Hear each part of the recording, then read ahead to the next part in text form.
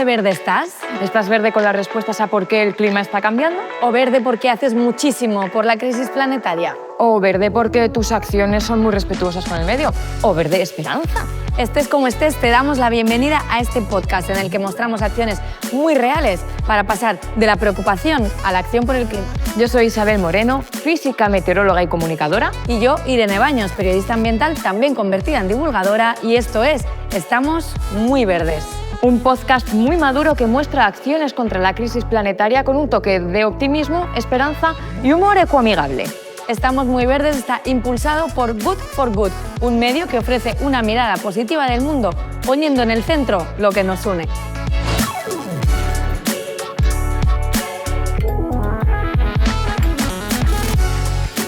¿Y qué nos une a nosotras? ¿Qué nos une? ¡Ay, esta mesa! Es un lujo, Isabel Moreno, estar aquí sentada hoy contigo, metida en esta aventura de Estamos Muy Verdes. Estamos Muy Verdes. ¿Qué es Estamos Muy Verdes? ¿Qué ganas tenía de enseñar esto? Y enseñar que estoy contigo. ¡Qué maravilla, qué maravilla! Cuéntanos, ¿qué es Estamos Muy Verdes? Estamos Muy Verdes lo que quiere es impulsar hacia la acción colectiva, ¿no? Inspirar a través de acciones reales, porque estamos todo el día escuchando estos titulares alarmantes y alarmistas en muchas ocasiones sobre la situación de emergencia en la que estamos inmersas, de mucha gravedad, de la que ahora tú como meteoróloga nos vas a explicar en qué situación nos encontramos, pero nos faltan referencias, nos faltan respuestas. ¿Qué podemos hacer? Es que, ¿sabes por qué era necesario este podcast?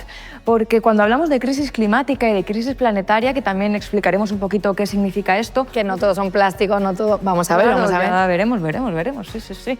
Cuando hablamos de estos temas, muchas veces nos centramos en mira lo que está pasando. La temperatura en 2023 ha sido récord. Agobios no, por favor. Claro, estamos hablando mucho de eso. ¿Y qué ocurre? Que una de las cosas más importantes que podemos hacer para tomar acción, bueno, dos cosas importantes. Una de ellas es hablar del tema. Entonces, es necesario tener podcast para compartir estas experiencias, para compartir estas historias y mostrar cómo estamos respecto a la crisis planetaria. Pero también es muy importante ver a la gente haciendo cosas. Inspirar e inspirarnos, y al final es lo mismo informar que actuar, ¿no? Van de la mano, porque la cosa es hacer ese eco, ¿no? Esa onda expansiva, que una acción se multiplique y no se quede solamente de puertas para adentro, sino que veamos ese impacto que tiene a nivel colectivo, como nos van a mostrar nuestras invitadas e invitados a lo largo de los próximos episodios, que tengo unas ganas de escucharlos. O sea, yo creo que vamos a aprender tantísimo. Y sobre todo espero que salgamos con mucha energía de este podcast, porque la necesitamos. Y con emociones de todo tipo.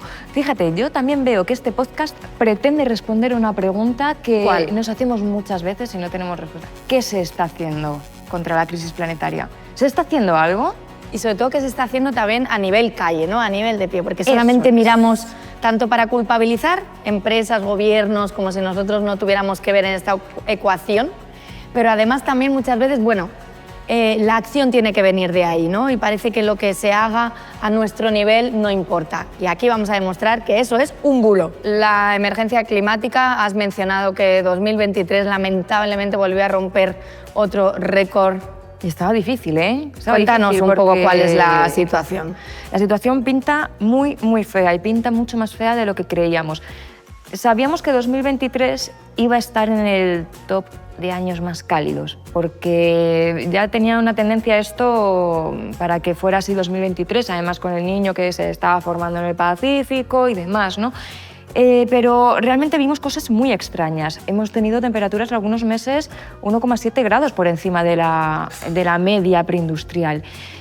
Tenemos cada vez más informes que nos dicen que ese 1,5 grados sobre la era preindustrial se puede alcanzar antes de lo que creemos. Recordemos el informe de Copernicus que se publicó a finales de 2023, que decía que se podría alcanzar ese 1,5 grados en torno a 2034. Y la última actualización que sacaron mostraba que ese 1,5 grados, con una media de 30 años, quiero decir, se podría alcanzar a comienzos de la década de 2030. Y ya estamos, ya estamos. Claro. Entonces, tú nos estás hablando de 1,5 grados, pero vamos a dar un pasito atrás, porque quizás la gente no entiende cuál es la importancia de ese aumento de temperatura o de qué se habla, ¿no?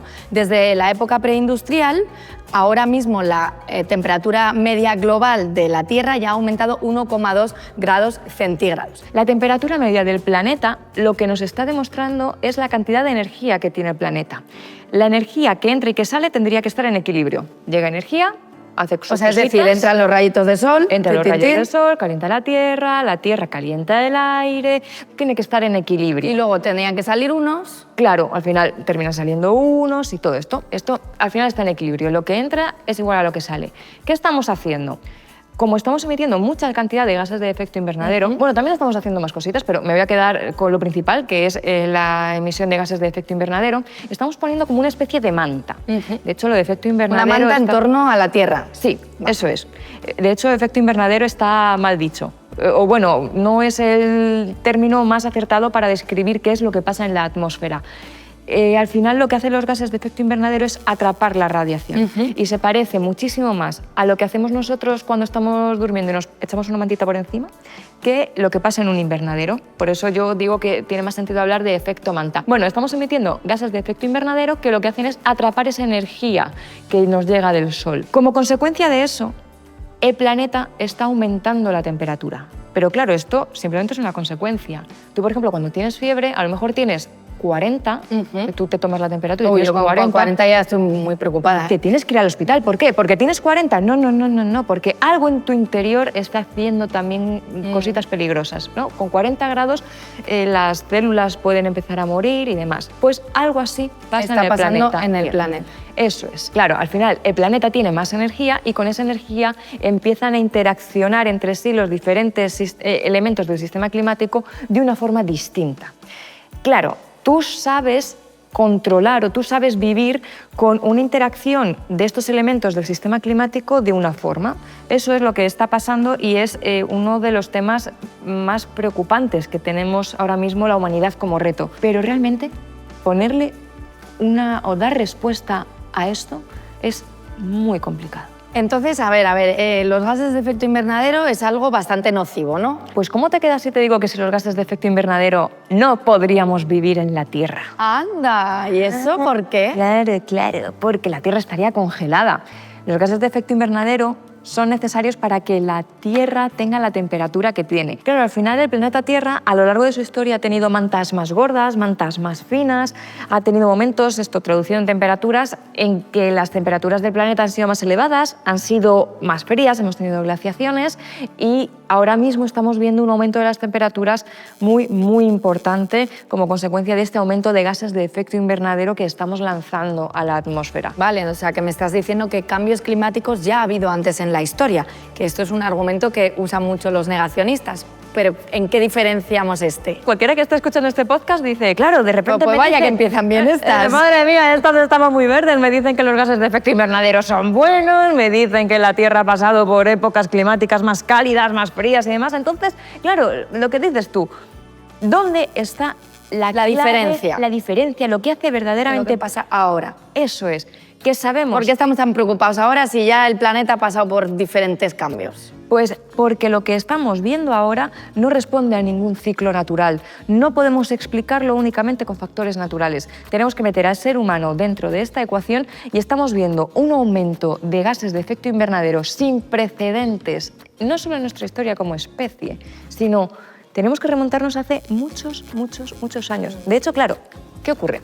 Que el clima ha estado cambiando de forma natural a lo largo de la historia del planeta, pero es que lo ha hecho en cientos y miles de años. El ser humano no ha vivido nunca en una situación similar, pero es que para encontrarte una situación similar a la que estamos viviendo en estos días, nos tenemos que remontar a hace 100.000 años. Yo espero que no llegue el momento en el que tengamos que decir, pues mira, estamos viviendo como vivían los dinosaurios. Tengo la esperanza de que no va a ocurrir porque se están haciendo cosas para que no ocurra. Como este podcast, por ejemplo, que no solamente vamos a tener invitados e invitadas que nos traen experiencias muy reales de cambio, sino que vamos a tener nuestro tomatódromo. ¿Que esto en qué consiste? Pues nos hemos ido a la calle, bueno, no nosotras directamente, sino nuestra compañera May, que por cierto, muchísimas gracias a todo el equipo, a May, a todo el equipo que hace posible este podcast.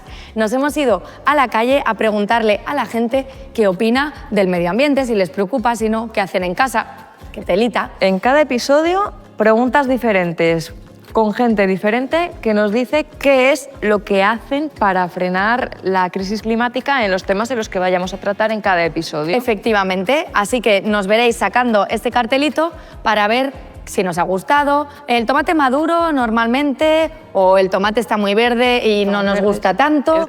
Bueno, esto es arte de esto es digno de Art nuestra Attack. maestra de Art Attack. ¿Tú crees que Jordi Cruz ve este podcast? Jordi, tú, si nos ves, ¿qué te parece pancartas que hemos hecho?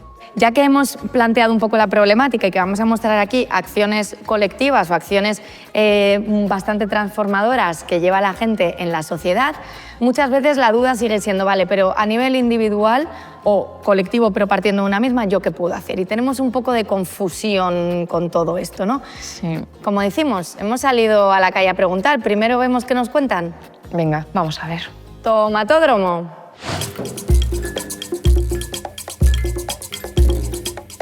¿Cuánto te importa el medio ambiente? Mucho.